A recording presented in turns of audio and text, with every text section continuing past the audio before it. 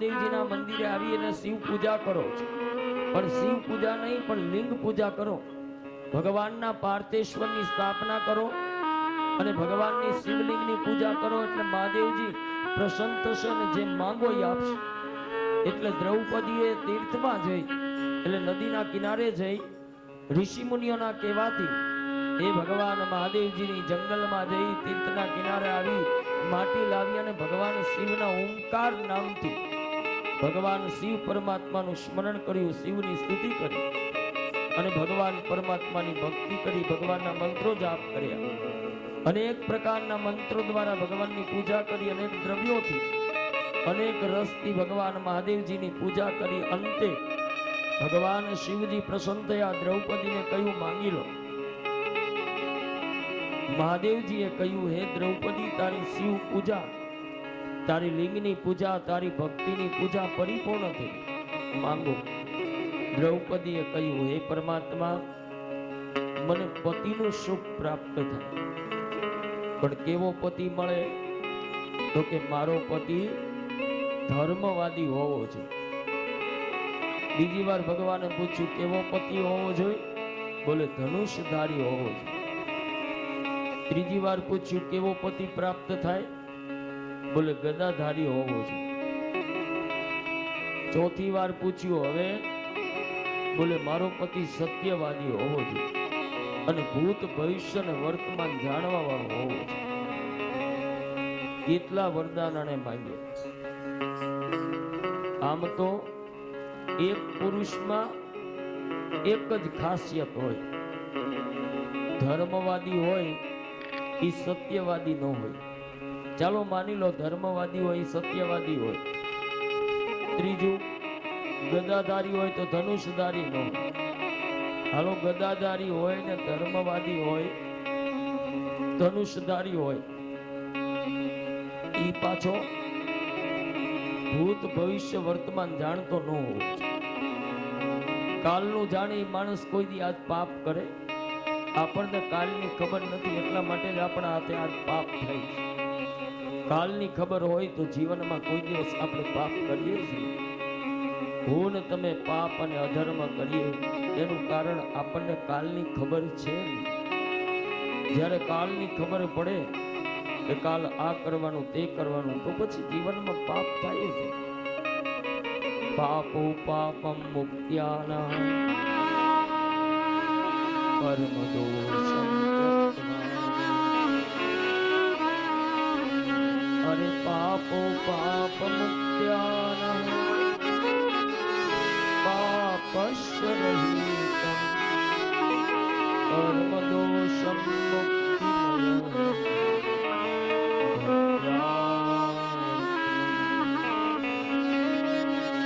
જે કર્મના દોષ, જે પાપ કર્મ જીવનને સર્વ બંધનમાંથી છોડાવે, મુક્ત કરે, એ ભગવાનના ચરિત્રનું વર્ણન છે. આણે કહ્યું હે પ્રભુ, મેં તમારી પાસે વારંવાર આ પતિની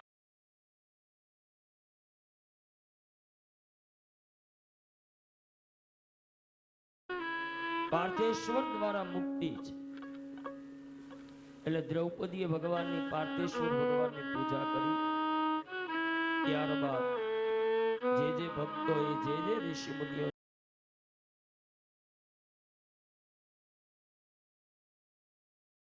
સ્મરણ માત્રથી આ જીવને પરમ ગતિને મુક્તિ તો બધા ઋષિ મુનિઓ સુતજીને કહેવા લાગ્યા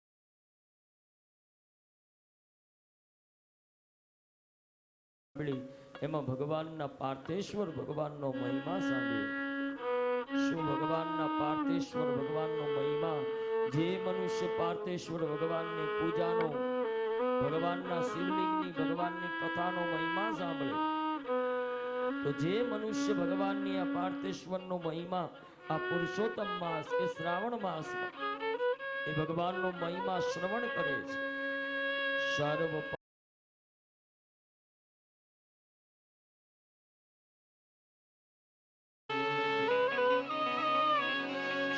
પાપમાંથી મુક્તિ પ્રાપ્ત કરે છે. સર્વ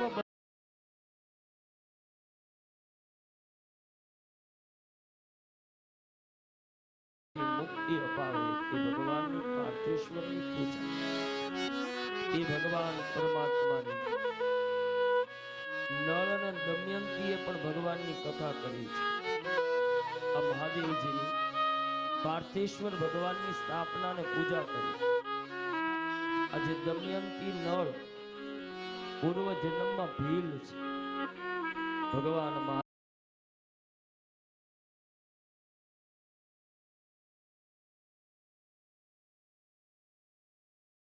અને એ મહાદેવજીની શિવની ઉપાસના, એવી ભક્તિ ભગવાનની, એવી ભક્તિ કરી અને ભક્તિ કરતા કરતા પૂર્વ જન્મ યાદ આવી ગયો.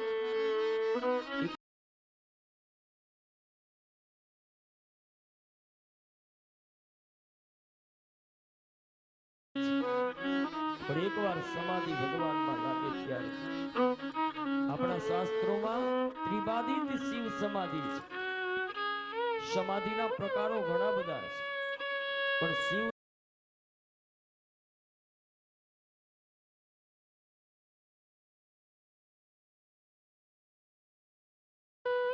આપણે પણ ભગવાન મહાદેવજી શિવ સમાધિ, દમયંતીએ ભગવાનની શિવ સમાધિ લગાવી જોયું. હું ગત જન્મમાં કોણ હતી, આ જન્મમાં કોણ છું,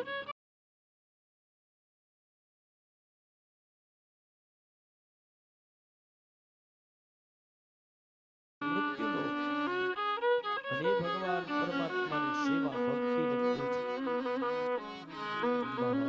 મહાદેવાય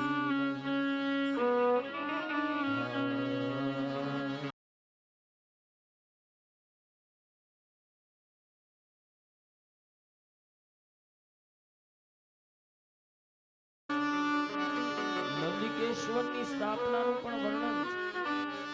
અત્રિ અનસુયાની પણ કથા પાર્થેશ્વર ભગવાનની છે. અનસુયા અને અત્રે પણ ભગવાનની પ્રાપ્તિ કરવા માટે ભગવાનને મેળવવા ગંગાજીના કિનારે વારંવાર ભગવાનનું સ્મરણ કરે, ભગવાનની પ્રાપ્તિ કરવા મહાદેવજીની ઉપાસના પાર્થેશ્વર ભગવાન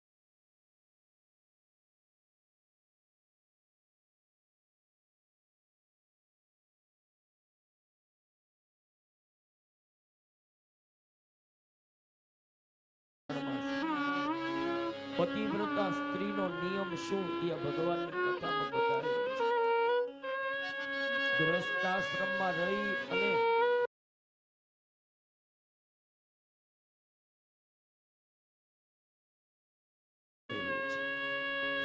અને ગૃહસ્થાશ્રમ એક જ આશ્રમ એવો છે કે તમે ત્રણેય આશ્રમમાં જઈ શકો. વાનપ્રસ્થી, બ્રહ્મચાર્ય અને સંન્યાસી બની શકો. આ ત્રણ આશ્રમ વાળા ગૃહસ્થાશ્રમમાં ન આવ્યો. અને ભગવાને જેટલા જેટલા અવતારો લીધા ને એ ગૃહસ્થાશ્રમીઓના મનમાં પ્રગટ થયા છે. સંન્યાસીઓના ઘરે ભગવાન આવ્યા નથી. આપણા હિન્દુ ધર્મમાં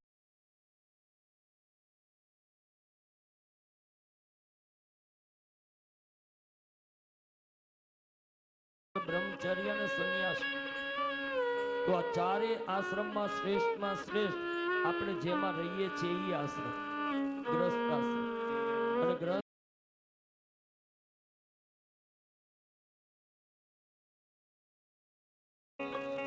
સંન્યાસી સંસારી બની શકે, બ્રહ્મચારી બની શકે, વાનપ્રસ્થી બની શકે. બને તો એને કહેવાય સંન્યાસી? બિલકુલ. અને આપણે ત્યાં જઈ હતી, આપણે ત્રણેય આશ્રમો વાંટો મારવા જઈશું. પહેલો આશ્રમ એ બ્રહ્મચર્ય. આ તમે બધા 3 કલાકથી અહીંયા કથામાં બેઠા છો એટલે 3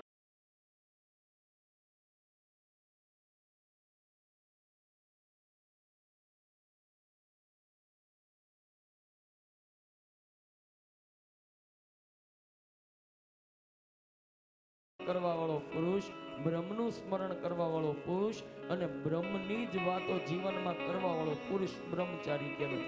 અહીંયા આપણે 3 કલાકથી બેઠામાં મારી તમારી વાત થઈ. શેની વાત થઈ? ભગવાનની. મહાદેવ સિવાય બીજી કોઈ વાત આવી અહીંયા નહીં. તો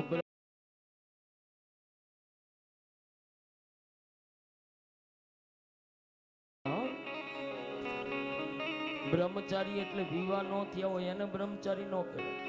આપણે બ્રહ્મચારીનો અર્થ જ બદલાવી નાખ્યો. એ કે લગ્ન ન થયા હોય બ્રહ્મચારી, તો કદાચ ન મળ્યું.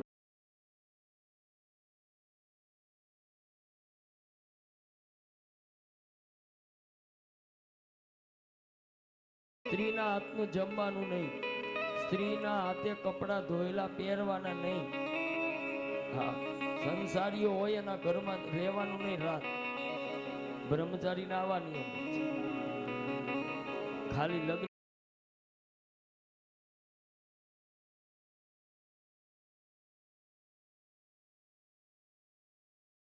ના જ વિચાર. આ બ્રહ્મચારી છે એટલે અત્યારે આપણે બ્રહ્મચારી છીએ. પેલા કેવા છીએ? સંસારી.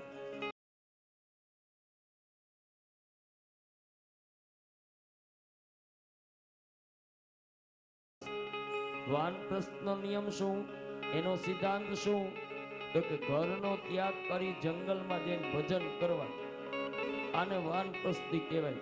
ઘરનો ત્યાગ કરવા વાળો પુરુષ વાનપ્રસ્થી. તો આપણે બધા ઘરનો ત્યાગ કરીને 3 કલાકથી બેઠા છીએ. કોઈને ઘર યાદ છે? યાદ છે? આપણે તાળું વાસીને આવ્યા કે નથી આવ્યા? ફ્રીજમાં શું મૂક્યું?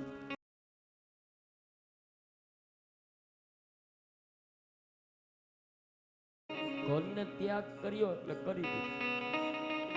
પછી 3 કલાક 4 કલાક 5 કલાક 9 વાગ્યા સુધી ઘરને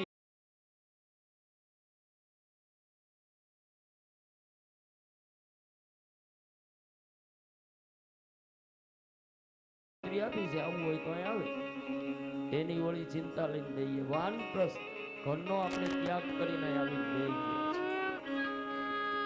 એટલે પેલા બ્રહ્મનું આચરણ કરીએ એટલે બ્રહ્મચારી. બીજું, ઘરનો ત્યાગ કરીને 4 કલાકથી આવી ગયા એટલે વાનપ્રસ્થી થઈ ગયા. ત્રીજું, તમે જમવા બેસો, સ્વાદ હિત પ્રસાદ લો. તમે જે કઈ થાળીમાં પીરસ્યું હોય ભાવે એટલું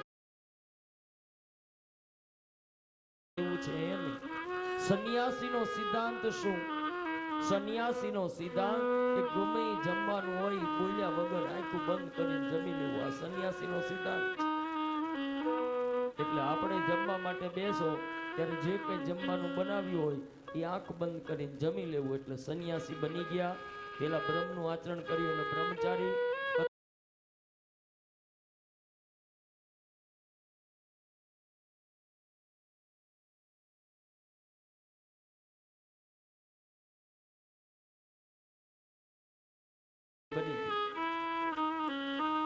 ચારે આશ્રમોનું કોમ્બિનેશન એટલે ગ્રહસ્થાશ્રમ. ગ્રહસ્થાશ્રમ જ એક એવો મોટા મોટો આશ્રમ છે કે જેમાં રહીને 3 આશ્રમોમાં જવાય અને 3 આશ્રમોમાં જ મુક્તિ અને ભક્તિ મળે છે. આપણે ભગવા પેણવા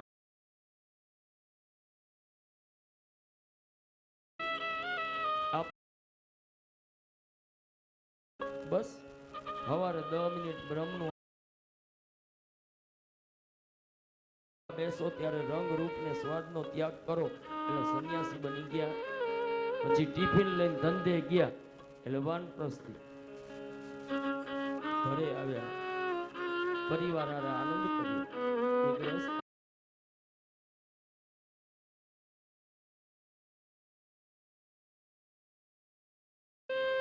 તો ગ્રહસ્થાશ્રમ કેવી રીતે ચલાવો?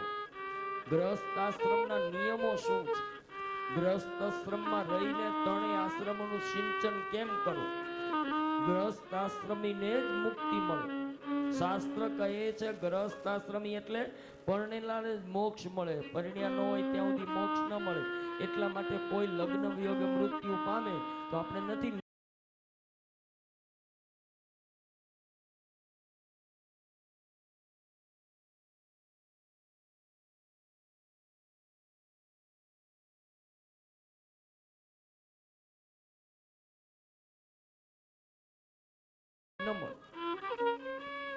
આપણા હિન્દુ ધર્મના 16 સંસ્કારો છે.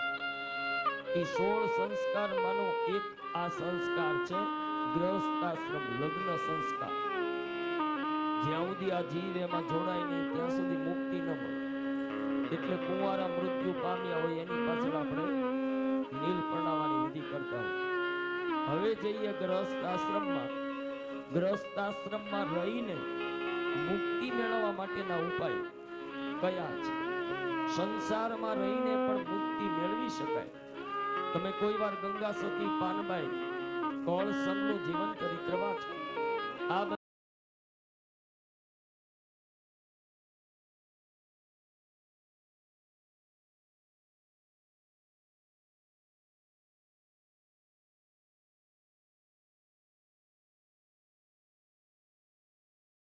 ભગવાન મહાદેવજીની કથા કહે છે, વર્ણન કરેલું છે. એ ભગવાનની વ્યાપ્તિ કહે છે. એ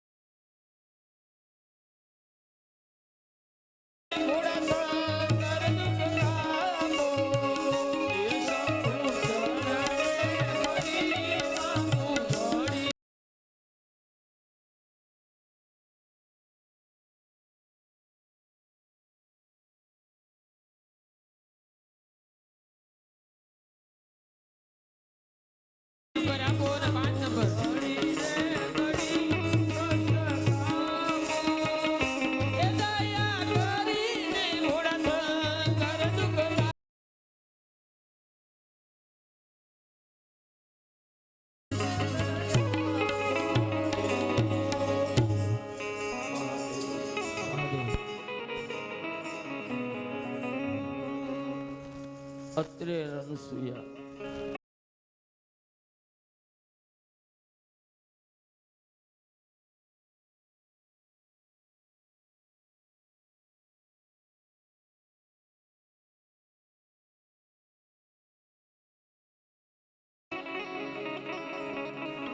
શું પતિવ્રતા સૂત્ર છે?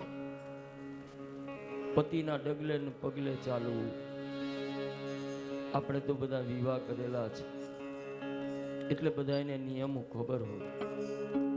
અગ્નિની સાક્ષીએ 4 ફેરા ફર્યા, પછી હાથ ચોખાની ઢગલી મૂકી, સપ્તાંચલ પ્રતિજ્ઞા એની ઉપર હોપારી વરકન્યાનો અંગૂઠો ત્યાં રખાવ્યો. આજથી હું મારા પતિને પરમેશ્વર માનીશ. બીજી પ્રતિજ્ઞામાં મારા પતિના માવતરને હું મારા માવતર માની સેવા ચાકરી કરીશ. ત્રીજી પ્રતિજ્ઞા મારા પતિના ઘર કુટુંબ પરિવારને મારો પરિવાર માની હળી મળીને રહીશ. ચોથી પ્રતિજ્ઞા મારો પતિ કમાતો હોય એમાંથી ઘર ગ્રસ્તાશ્રમ ન ચાલે તો હું એની હારે મદદ કરીશ. જોબમાં નોકરીમાં મારો પતિ 1 રૂપિયો કમાઈને લાવે એનું અડધું કરીને ગ્રસ્તાશ્રમનું ગાડું ચલાવીશ. મન તન વચનથી હું મારા પતિને પરમેશ્વર માનીશ. એને જમાડ્યા વગર જમીશ નહીં.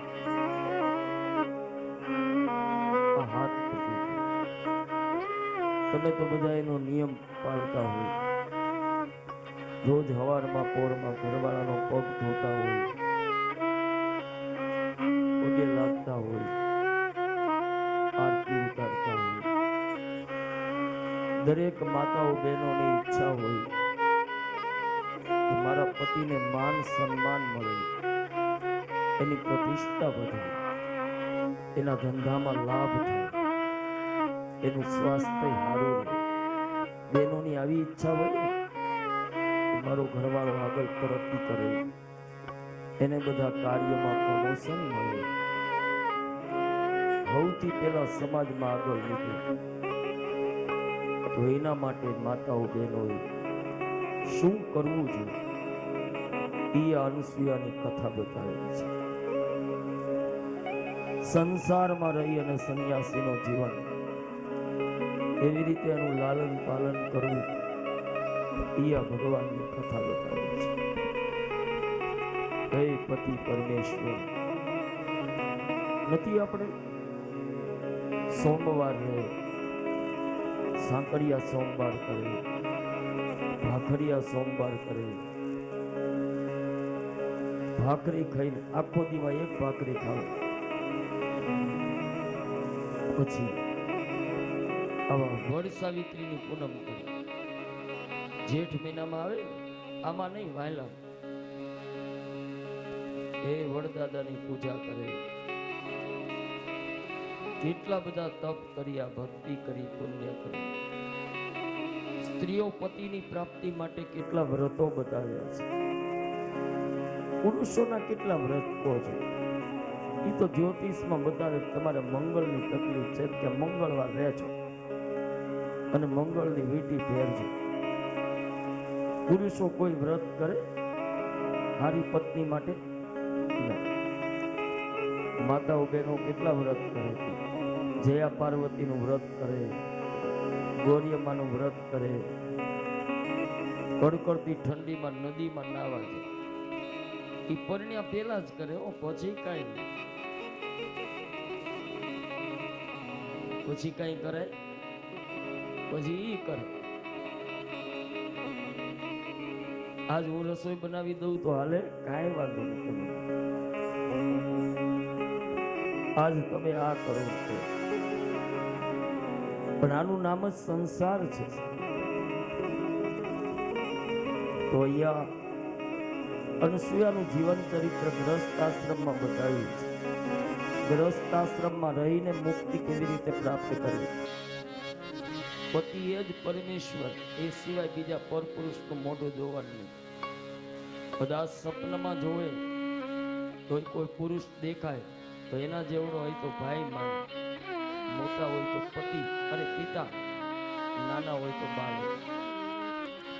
ભગવાનને રાતને દિવસ સેવા પૂજા કરે તે ભગવાનને કહે કે તમે મને દર્શન દેવા આવો ને તો થોડી વાર માટે ભગવાન બનીને નહીં, અત્રે ઋષિ બની આવું છું તો હું તમારી સામે જોઈશ. એવી ભક્તિ ને એવું તપ, એવું અનુષ્ઠાન. એમાં એક દી અત્રે ઋષિ અનુસૂયાની પરીક્ષા કરવા માટે મોકલી. શું કષ્ટ છે. અનુસૂયાજીને કહ્યું આ કમંડળની જારી જળ ભરી આવો. એટલે જળ ભરવા માટે નદીના કિનારે ગયા તો ક્યાંય જળ નહોતું, નદીમાં પાણી નહોતું. શું કામ? અત્રે ઋષિએ આંખ ખોલી અને બધું હૂકવી દીધું. આ તો પતિની પરીક્ષા છે, એમાંથી પાર ઉતરવું એ તમામ સ્ત્રી પત્નીની ફરજ. હે ગંગા મૈયાને પ્રાર્થના કરી. અનસૂયાએ ગંગાને, હે મૈયા, હું કાંઈ જાણતી નથી, કદાચ મારા પતિની પરીક્ષા હોય કે ગમે તેની હોય, પણ હે માં તમે અહીંયા પ્રગટ થજો. અનસૂયાએ જમણા પગના અંગૂઠામાંથી ગંગાજીને પ્રગટ કર્યા. કમંડળની જારી ભરીને લાવ્યા. બાપજી તમે તો જળ મંગાવ્યું, હું તો ગંગા જળ લઈને આવી. અત્રે ઋષિ બહુ રાજી હતી. સતી, હે તમારું તપ, તમારી ભક્તિ, તમારું અનુષ્ઠાન, ધન્ય હો તારા માવતર, ધન્ય હો તારો પરિવાર, ધન્ય હો જગત અને ધન્ય હો આ લોક. અનુસૂયાને અત્રેનો જે જયકાર કરવા લાગ્યો. અને એ ભગવાન પરમાત્મા મારા આશ્રમે પધારે, હે મારા ભગવાન મારા આંગણે ત્રણેય દેવતાઓ આવે. એટલે અનસૂયા અને અત્રેએ ભગવાન શિવલિંગની સ્થાપના કરી છે. ભગવાન મહાદેવજીની પાર્થેશ્વરની પૂજા કરી છે. અહીંયા ભગવાનની શિવ કથામાં વર્ણન કરેલું છે. શિવ ચરિત્રથી વિરચિત અહીંયા ભગવાન પરમાત્માના જે વર્ણન અત્રે અને અનસૂયાનું વર્ણન કર્યું છે કે અત્રેય ભગવાન શિવજીના અનેક અત્યાદિ ભગવાનની પૂજા, અને પૂજાના અંતે ભગવાન મહાદેવજી અનસૂયાના અત્રેના આશ્રમે આવે છે. અને ભગવાન શિવજીએ અનસૂયાને અત્રેને કહ્યું છે કે હે અનસૂયા, હે અત્રે, તમારી શું ઈચ્છા છે? અમારી એક જ ઈચ્છા છે, તમે જે આવ્યા છો લિંગના રૂપમાં, અમારે તમારો માત્ર પ્રાદુર્ભાવ અવાજ સાંભળવો નથી, તમારા મૂર્તિમાન દર્શન મારા આશ્રમમાં કાયમ માટે થાય, કાયમના માટે રહો, એવી અમારી અપેક્ષા છે. અનસૂયા અત્રેના તપને અને ભક્તિ અને પાર્થેશ્વર ભગવાનની પૂજા દ્વારા ભગવાન એની ઉપર પ્રસન્ન થયા. અને ભગવાને કહ્યું છે કે હવે તારા આશ્રમની અંદર માત્ર ભગવાન શિવજી એક નહીં, પણ બ્રહ્મા, વિષ્ણુ અને મહેશ ત્રણેય દેવતાઓ પધારશે. તારી પાર્થેશ્વરની ભગવાનની પૂજા પરિપૂર્ણ થઈ. જે પૂજાના કારણે જે દેવતાઓને પણ ભગવાન મહાદેવજીની પૂજા થકી પુણ્ય ફળ પ્રાપ્ત થતું નથી, જે ફળ તે ભગવાન મહાદેવજીની પાર્થેશ્વરની પૂજા કરી તે નિમિત્તે ફળ પ્રાપ્ત થયું. એટલે અનસૂયા અને અત્રે ઋષિએ ભગવાન પરમાત્માના ઇત્યાદિ સર્વોપચારથી ભગવાન પરમાત્માની પૂજા કરી. અને પૂજાના અંતે ભગવાન મહાદેવજીએ એક દર્શિકા પારો આપ્યો છે કે આ દર્શિકા પારો રાખજે તારી પાસે. હવે ભગવાન બ્રહ્મા, વિષ્ણુ અને મહેશનું સ્મરણ કરજે. સ્મરણ કરતા કરતા તારા આશ્રમની અંદર ભગવાન બ્રહ્મા, વિષ્ણુ અને મહેશ આવશે. અત્રે અને અનસૂયાએ ભગવાન શિવજીની ષોડશોપચાર પૂજા કરી. એક દિવસ નહીં, વારંવાર ભગવાન મહાદેવજીની પૂજા કરે. અનસૂયા અને અત્રે ગંગાજળ લાવી અને ભગવાન પાર્થિવ શિવલિંગ એવી પૂજા કરે. ભગવાન પરમાત્માની પૂજા કર્યા પછી જે રીતે ભગવાન પરમાત્માની આખો દિવસ શિવની પૂજા કરવાની હોય એ રીતે ભગવાન પરમાત્માની મહાદેવજીની પૂજા કરે. એકવાર પૂજા કરતા કરતા કરતા અત્રે ઋષિએ અનસૂયાને પૂછ્યું, સતી, આપણે વર્ષો વીતી ગયા ભગવાન મહાદેવજીની પૂજા કરતા કરતા શિવજીએ આપણને જે વરદાન આપ્યું છે, બ્રહ્મા, વિષ્ણુ, મહેશ તમારા આશ્રમની અંદર આવવાના છે, તો શું સતી આપણી પૂજા પરિપૂર્ણ નહીં થઈ હોય? આપણે પૂજા કરીએ એટલે આપણને એવો સંકેતો થાય કે આપણી હજુ પૂજા પતી નહીં હોય. હવે ક્યાં સુધી આ પૂજા કરવાની? ક્યાં સુધી ભગવાનની માળા કરવાની? ક્યાં સુધી જપ કરવાની? ક્યાં સુધી ભગવાનની મુક્તિ મેળવવા માટેના પ્રયત્નો કરવા? એટલે અત્રે ઋષિ અનસુયાને કહ્યું, હે અનસુયા, ભગવાનની શિવલિંગની પૂજા કરતા કરતા, પાર્થેશ્વરની પૂજા કરતા કરતા કેટલા વર્ષો વીતી ગયા. હવે આપણને એવું લાગે છે કે શું ભગવાન બ્રહ્મા, વિષ્ણુ અને મહેશ આવશે? અનસુયાએ કહ્યું છે, પ્રભુ, ભગવાનના વચન ઉપર વિશ્વાસ રાખો. મહાદેવજી આપણને કહ્યું છે અમે આવીશું અને ભગવાન આવશે. જે ભગવાન લિંગ થકી માત્ર સ્મરણ માત્રથી, જે ભગવાન નિરાકાર, નિર્વિકાર અને નિરસ સ્વરૂપના, જે ભગવાનના દર્શન કરી આવે, માત્ર નિરાકાર બ્રહ્મ તેજ, બ્રહ્મ તત્વ જે ભગવાન શિવ છે, એના પૂર્ણ દર્શન માત્રથી પણ પરમ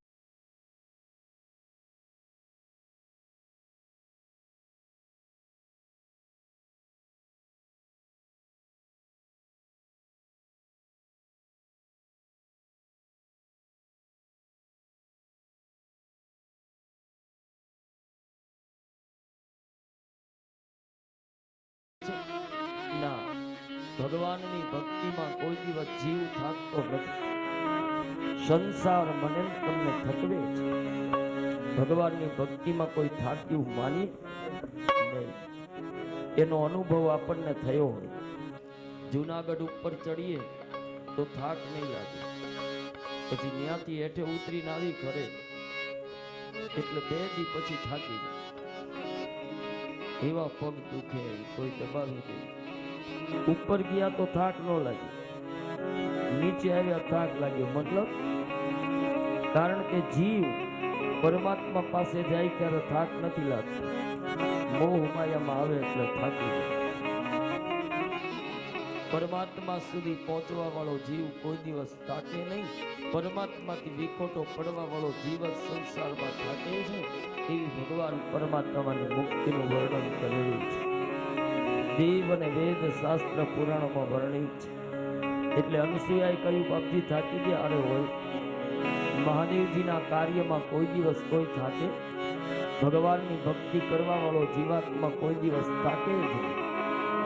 આપ જે કહો એ પ્રમાણે આપણે ભગવાનની પૂજા કરીએ છીએ. જે ભગવાનના બિલ્વ પત્રથી પૂજા તો એનાથી કરીએ, રુદ્રાક્ષ દ્વારા કરીએ, ગંગાજળ અને ગાયના દૂધ દ્વારા પૂજા કરીએ. અનસુયા અને અત્રે ભગવાનના શિવનું આરાધન, શિવની પૂજા કરી. અને ભગવાન મહાદેવજીની કૃપાથી હવે બ્રહ્મા, વિષ્ણુ અને મહેશ, પાર્થેશ્વર ભગવાનની શિવની પૂજા કરી. હવે ભગવાન બ્રહ્મા, વિષ્ણુ અને મહેશ અનસુયાના આશ્રમે આગમન કરવા નીકળ્યા છે. એક કથા એવી પણ છે, એકવાર અનસુયાજી પોતાના આશ્રમે એકલા હતા. એમાં નારદજી પધાર્યા. અત્રે ઋષિ ગયા છે બહાર યજ્ઞ કાર્ય કરવા માટે. એમાં નારદજી પધાર્યા. અનસુયાએ, ઓહો ધન ગણી ધન ભાગ્ય, આજે મારા ઘરે નારદ પધાર્યા. એને પગ ધોયા, આરતી ઉતારી અને પછી એક માં પોતાના પુત્રને જમાડે એવી રીતે નારદજીની અનસુયાએ પૂજા કરી છે. જુઓ, ઘરે ઘરવાળા હાજર હોય કે ન હોય, પણ કોઈ પણ અતિથિ સંત બ્રાહ્મણ આવે તો આવો બેસો ને પાણીનો ગ્લાસ આપીએ તો 5 પુણ્ય મળે છે. અહીંયા અનસુયાજીએ નારદજીની પૂજા કરી, સેવા કરી, વળી જમાડ્યા, વળી દક્ષિણા આપી. અને એવા અનસુયાજી રાજી થયા, એવા ભગવાનની કૃપાથી રાજી થયા. હે જય જયકાર કરવા લાગ્યા. ભગવાનનો જય હો, પરમાત્માનો જય હો, જય જયકાર કરવા લાગ્યા. ત્યાંથી નારદજી નીકળ્યા. પછી વૈકુંઠમાં આવે. ભગવાન વિષ્ણુ પરમાત્માને કહે, પરમાત્મા આજે મૃત્યુ લોકમાં ગયો, અનસુયાજીને મળ્યો, પણ અનસુયા જેવી ભારત વર્ષમાં કોઈ સ્ત્રી નહીં. તો ભગવાન બોલ્યા કે લક્ષ્મીજી બોલે. લક્ષ્મીજી પાસમાં જાય. લક્ષ્મીજી કેવા લાગે, નારદજીને કંઈક સારું જમાડ્યું લાગે છે. આવે ત્યારના વખાણ કરે છે. ભગવાન બોલ્યા કે નહીં અનસુયા મોટા, નહીં લક્ષ્મીજી બોલ્યા હું મોટી. રહેવાનું આય, જમવાનું આય, અને વખાણ પેલી અનસુયાના કણો છે. જાવેની પરીક્ષા કરે. એ જ રીતે કૈલાસમાં ગયા. ભગવાન શિવ અને પાર્વતીના ઘરમાં પણ લાગી. બ્રહ્મલોકમાં ગયા અને બ્રહ્મા અને બ્રહ્માણીના ઘરમાં પણ લાગી. એક કથા એવી છે, નારદના કહેવાથી ત્રણેય લોકમાં લાગી અને એના કારણે નારદના કારણે એ ત્રણેય દેવીઓએ કહ્યું જાઓ અનસુયાની પરીક્ષા કરો. પહેલા તો ભગવાને ના પાડી રહેવા દો, સંત સત્યના અબળાની કોઈ દી પરીક્ષા ન હોય. કારણ કે કોઈ દિવસ આની નહીં ભગવાનને કહ્યું તમે જાઓ. જ્યારથી નારદ આવ્યો ત્યારથી વખાણ કરો છો. અનસુયાજીએ કહ્યું જાઓ તમે પરીક્ષા કરો. કેવી પરીક્ષા કરવાની? તમારે અનસુયાના આશ્રમે જવાનું અને અનસુયાને કહેવાનું કે નિર્વસ્ત્રે ભિક્ષા આપે, વસ્ત્ર પહેર્યા વગર. અને જો ભિક્ષા આપશે તો સતીત્વતાનું પગલું ખંડિત થશે. નહીં આપે તો અત્રે ઋષિનો આશ્રમ લાગશે. બે બાજુ હાર તો અનસુયાની થવાની છે. એટલે તમે પરીક્ષા કરવા જાઓ. ભગવાન નારાયણ બોલ્યા રહેવા દો, નહીં જાઓ. ભગવાન બ્રહ્માજીને આદેશ કર્યો, ભગવાન શિવજીને આદેશ કર્યો તમે જાઓ. ત્રણેય દેવતાઓ સૂર્ય, ચંદ્ર અને અગ્નિના રૂપમાં મૃત્યુ લોકમાં આવે છે. ભગવાન મહાદેવજી ચંદ્ર બન્યા છે. શિવજીના મસ્તક ઉપર ચંદ્ર છે. જુઓ, એક ભગવાન મહાદેવજી અને ચંદ્રનો સંબંધ છે ને સાઢુભાઈનો છે. મહાદેવ અને ચંદ્ર બે હાડુભાઈ છે. હાવું અલગ અલગ, સસરા એક. દક્ષ રાજાને 4 પત્ની હતા. પેલા પત્ની દ્વારા 27 દીકરીઓ થઈ ને, રોહિણી, જ્યેષ્ઠા, અનુરાધા, રેવતી, પૂર્વ ફાલ્ગુની, ઉત્તર ફાલ્ગુની. આ નક્ષત્રો છે ને એ ચંદ્રની ઘરવાળી. અને દક્ષની દીકરી પ્રકૃતિનો પ્રારંભ કાલની કથામાં આવશે. અને છેલ્લા લગ્ન કર્યા ને તો એક દીકરી જન્મી, જેનું નામ સતી ભવાની. એની હારે મહાદેવજી પરણે. એટલે દક્ષના ચંદ્ર જમાય અને મહાદેવજી જમાય. એટલે એક સંબંધે બંને સાઢુભાઈ છે. એટલે ભગવાને મસ્તક ઉપર ચંદ્ર એટલા માટે સ્થાપિત કર્યું કે ભગવાન જ્યારે અનસુયાની આશ્રમે પરીક્ષા કરવા ગયા તો ભગવાને ચંદ્રનું સ્વરૂપ ધારણ કર્યું. શું કામ? ચંદ્રનો સ્વભાવ શીતળ છે. કોઈની પાસે માંગવા જાઓ તો મગજ શાંત રાખવાનો, શીતળ સ્વભાવે જવાનું. કોકની પાસે લેવું હોય ને પછી કહે દેવું છે કે નહીં, પેલાની પાસે હોય તો કે નહીં ખૂટી રહ્યું છે. સ્વભાવ કેવો? શીતળ છે. હા તો એટલે ભગવાન શિવજી ચંદ્ર બને, વળી ભગવાન વિષ્ણુ સૂર્ય બને. સૂર્યનો સ્વભાવ છે અગ્નિ તત્વ, કડક છે, પાવરફુલ. તો ઘડીક કોચોક માંગવા જાવ તો ભોળા રહેવાય, શીતળ. તો વળી વિષ્ણુ ભગવાન સૂર્ય બન્યા તો તેજ હોવું જોઈએ. હા, પરમાર્થ કાર્ય માટે માંગવા જાઓ, જગત ને સમાજ માટે માંગવા જાઓ ત્યારે ઢીલું નહીં રહેવાનું, દેવું જ પડશે. અને આપો જ આ ધર્મના કાર્ય. એટલા માટે ભગવાન નારાયણ સૂર્ય બન્યા છે અને બ્રહ્માજી અગ્નિ તત્વ બન્યા. કદાચ અમે માંગવા જઈએ અને અનસુયાની એટલી બધી તપસ્યા હોય અને એમને શ્રાપ આપે, અમે આવું બોલીએ અને શ્રાપ આપે, કોઈને આપણે કંઈક કપડાં કાઢીને અમને ભિક્ષા આપો તો કદાચ પેલાને શ્રાપ દેવાનું મન થાય કે આવું બોલો છો, ભગવાન છો ને આવા ધન. એટલે કદાચ એ અમારી ઉપર ક્રોધ ઉત્પન્ન કરે તો અમારું છે અગ્નિ હારે હોય તો અગ્નિને બાળી નાશે. એટલે ભગવાન બ્રહ્માજી અગ્નિ બન્યા, ચંદ્રના રૂપમાં શિવજી, સૂર્યના રૂપમાં ભગવાન વિષ્ણુ. ત્રણેય દેવતાઓ પીતાંબર નીલાંબર ધારણ કરી મૃત્યુ લોકમાં આવે. અનસુયાજી અને અત્રે ઋષિ પાર્થેશ્વર ભગવાનની સ્થાપના કરી અને પૂજા કરે છે. આગળની કથા કાલે. આવો ભગવાનનો જયઘોષ કરીએ, ભગવાનની સ્તુતિ કરીએ, ભગવાનનો હનુમાન ચાલીસાનો પાઠ કરીએ, આરતી કરીએ. રાસ કરીએ અને કથાને વિરામ તરફ આગમન કરીએ. કાલની પંચમ દિવસની કથા મા સતી ભવાની યજ્ઞ કુંડમાં ઉમાશે. અહીંયા તારકાસુર ભગવાનનું તપ કરશે અને એવું ભગવાનને બ્રહ્મા પાસે વરદાન માંગશે, શિવનો પુત્ર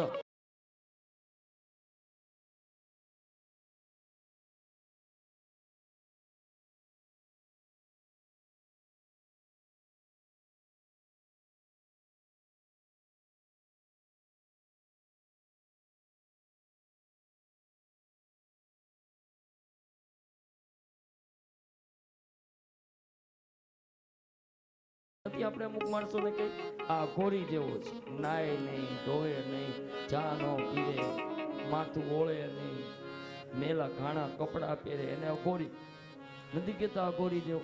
એટલે એક ભગવાન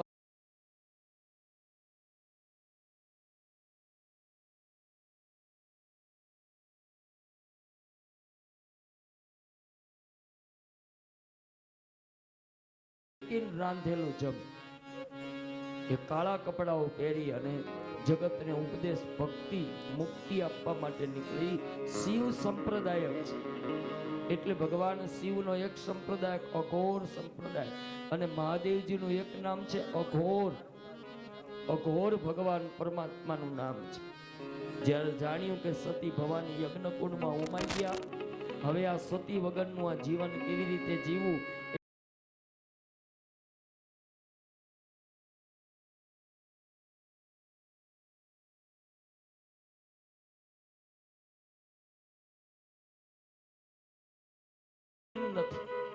એટલે ભગવાને સુદર્શન ચક્રને આદેશ કર્યો.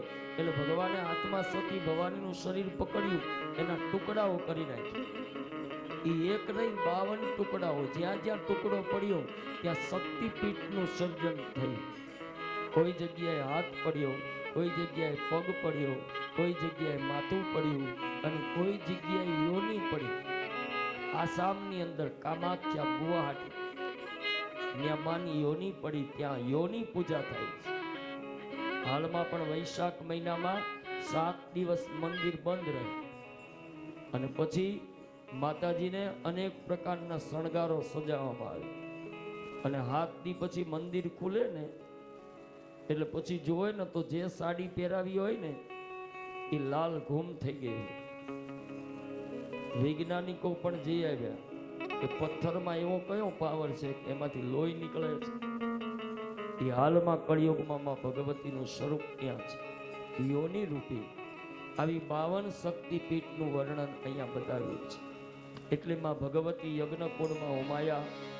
એના જ્યાં જ્યાં ભડકાઓ પડ્યા ત્યાં શક્તિપીઠ સર્જન થયું. મહાદેવજીએ વિચાર કર્યો કે હવે ભગવતી વગર અહીંયા રહીને શું કરું. એટલે મહાદેવજી ત્યાંથી નીકળ્યા, અઘોર જંગલમાં આવ્યા અને એ ભગવાન પરમાત્મા આંખ બંધ કરી સમાધિ લગાવી. એની સેવા કરવા વાળો નકુલેશ હતો. ભગવાન માટે જમવાનું લાવી દે, ભગવાનના પગ દબાવે, ભગવાનની સેવા કરે નકુલેશ. અને પછી અઘોરમાંથી ભગવાન જાગ્યા કામ અને રતિના કહેવાથી. એને કામ અને રતિને કામરતીએ જગાડ્યા. પછી ભગવાને વિવાહ કર્યા. વિવાહ કર્યા પછી કાર્તિક સ્વામી થયા અને પછી નકુલેશ ભગવાનને મળવા આવે. એક યુગ વયો ગયો અને ખબર પડી મહાદેવે લગ્ન કરી લીધા અને પછી મહાદેવજી સાથે નકુલેશ યુદ્ધ કર્યું.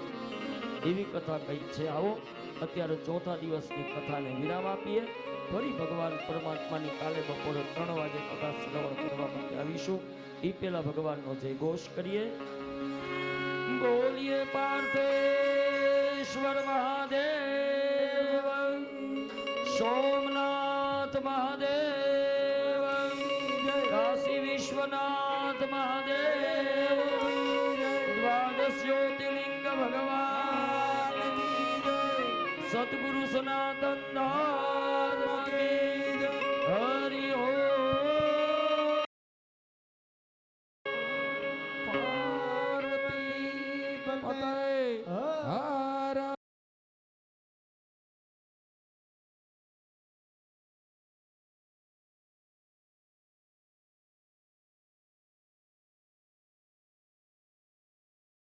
શિવાય. ઓમ નમઃ का जय हो। अधर्म का नाश हो। विश्व का कल्याण हो। गौ माता की जय हो। भारत माता की जय हो।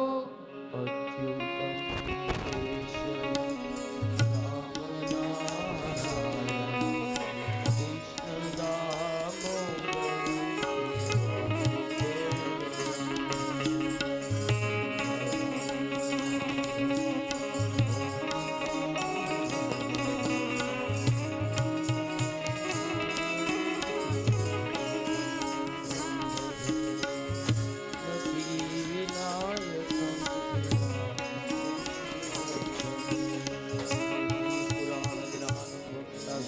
केशवम શ્રી શિવાર્પણમસ્તુ.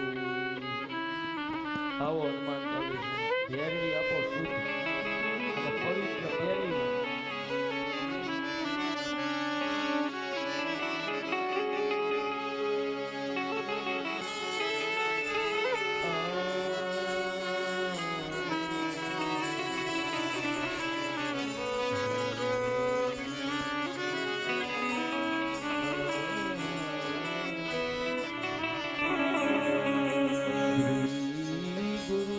સરોજ રજ નિજ મન મુકુર સુધાર નર નવ રઘુવર વિમાન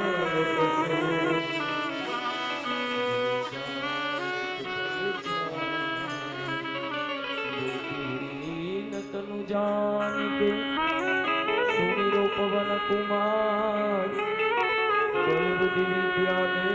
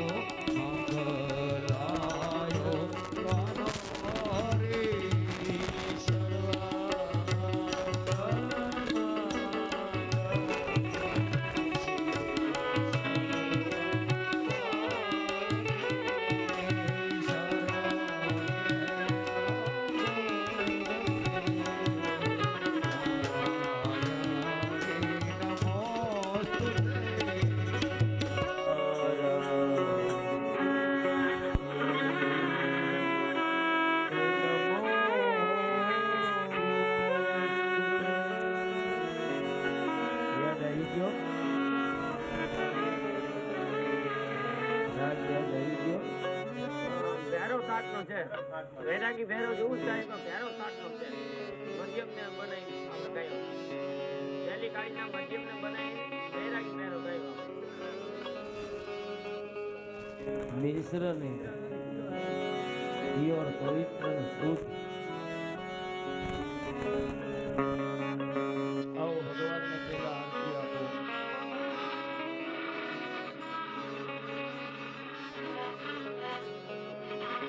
ભગવાનને દેવાભિમનમ ચારે દિશામાં આરતી આપો. આરતીની એક થાળી બધે ફેરવી દો. મુખ્ય યજમાનને શ્રીફળ આપો. કથા સાંભળવા આવ્યા હોય બધાને બીલીપત્ર આપો. દરેક જે કથા સાંભળવા આવ્યા એ બધા જ એકાદશીનું વ્યતિપાત યોગનો સંકલ્પ કરાવી દો. બધા જમણા હાથમાં ફૂલ ચોખા બીલીપત્ર જે આપે એ રાખજો. આજે આપણે 2, 3, 4 કલાક જે ભજન કર્યું વ્યતિપાતનો સંકલ્પ. મુખ્ય યજમાનને શ્રીફળ આપો. જે લોકોએ એકાદશી 3 વર્ષ દરમિયાન રહ્યા હોય એનો આ સંકલ્પ પરિપૂર્ણ થાય. આવો ભગવાનને કરીએ પ્રાર્થના.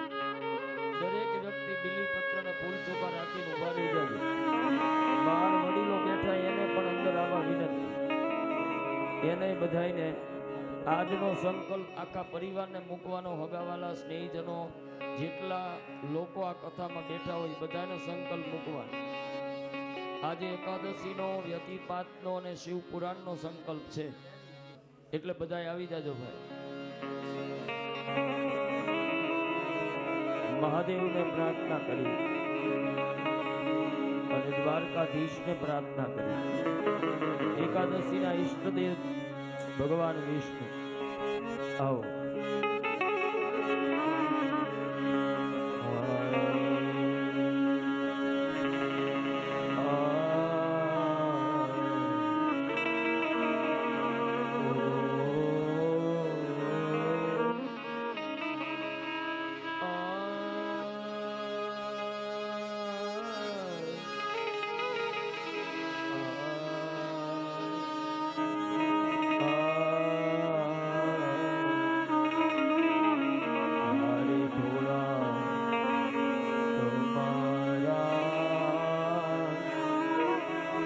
ચરણોમાં આજે એ આવ્યો. હરે મારા દુખડા એ મટાડો રે હે કૈલાસ વાળા. એવા દયા રે કરીને દર્શન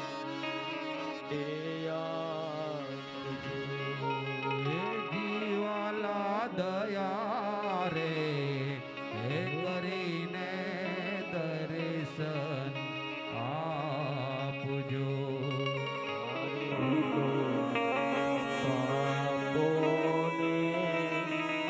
કુકર્મો બધારે એ બહુ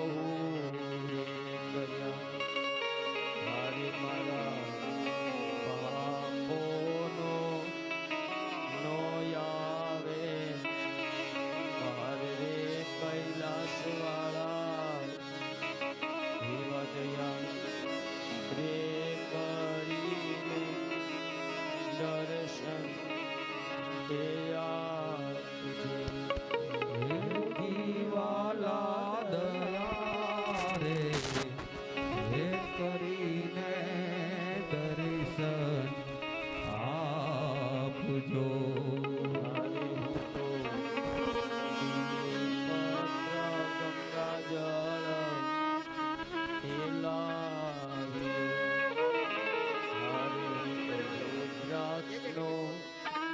ચડાવ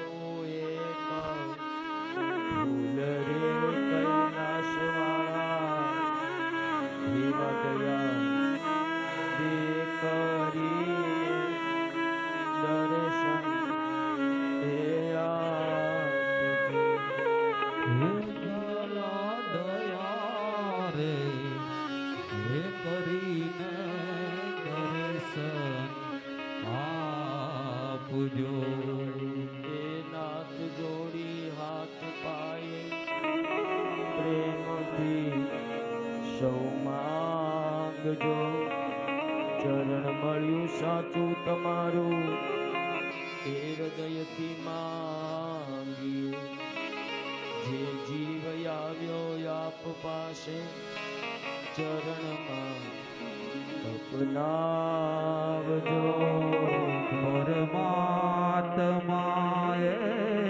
આત્માને શાંતિ સાચી આપજો. વળી કર્મના યોગે કરી જે કુળમાં અવતરે ત્યાં પૂર્ણ પ્રેમે યો પ્રભુજી આપની ભક્તિ કરે. લખ 84 બંધનોને એ લક્ષમાં લઈ કાપજો. પરમાત્માએ આત્માને શાંતિ સાચી આપજો.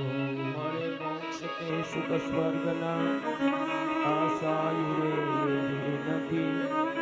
દરિયો દેહ દુર્લભ માનવીનો ભજન કરવા ભાવ સાચું બતાવી રૂપ શ્રી છોડ હૃદયમાં રાખજો. પરમાત્માએ આત્માને શાંતિ સાચી આપજો. કાયેન વાચા મનસેન્દ્રિયૈર્વા બુદ્ધ્યાત્મના વા ભગવતી શુભાંગાत् કરોમિ અદ્ય સકલં પરસ્મૈ સદા શિવાયેતિ સમર્પયામિ. ત્વમેવ માતા ચ પિતા ત્વમેવ ત્વમેવ બંધુ ચ સખા ત્વમેવ ત્વમેવ વિદ્યા દ્રવિણં ત્વમેવ ત્વમેવ સર્વં મમ દેવ. નમો વિષ્ણવે નમઃ વિષ્ણવે નમઃ વિષ્ણવે નમઃ હરાય નમઃ હરાય નમઃ હરાય નમઃ હરાય નમઃ. ત્રણ ભાઈઓ ઉપર આવો, 4 પ્રદક્ષિણા કરો. બીજા બધા પાર્થેશ્વર મહાદેવનું લિંગ છે ત્યાં ફૂલ ચોખા બીલીપત્ર બધું ચડાવી દો. પછી હું ઉતરી જાઉં પછી તમે બધા પ્રદક્ષિણા કરવા ઉપર આવજો. અત્યારે પાર્થેશ્વર ભગવાન ઉપર પુષ્પ બીલીપત્ર જે કંઈ અર્પણ કરવું હોય ત્યાં અર્પણ કરવાનું. આવો કાળી હો, સફેદી નહીં કાળી.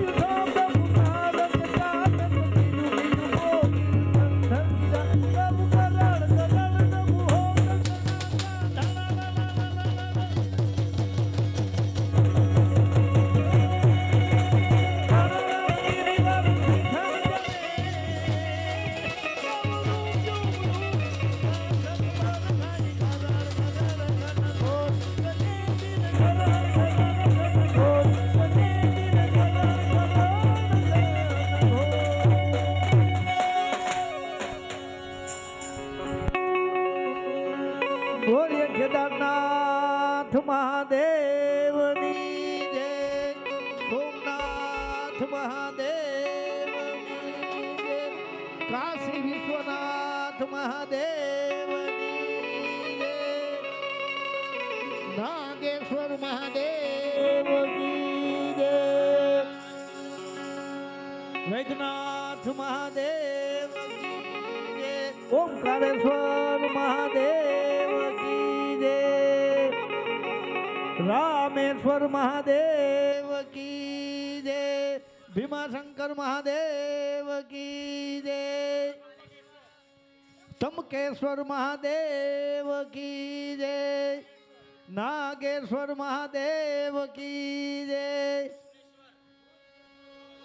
स्वर महादेव की जय प्रेम से बोले नमो पार्वती पतये हर हर महादेव हर हर हर आज का आनंद की जय आनंद करावे उसे की प्रेम से बोले नमो पार्वती पतये हर हर महादेव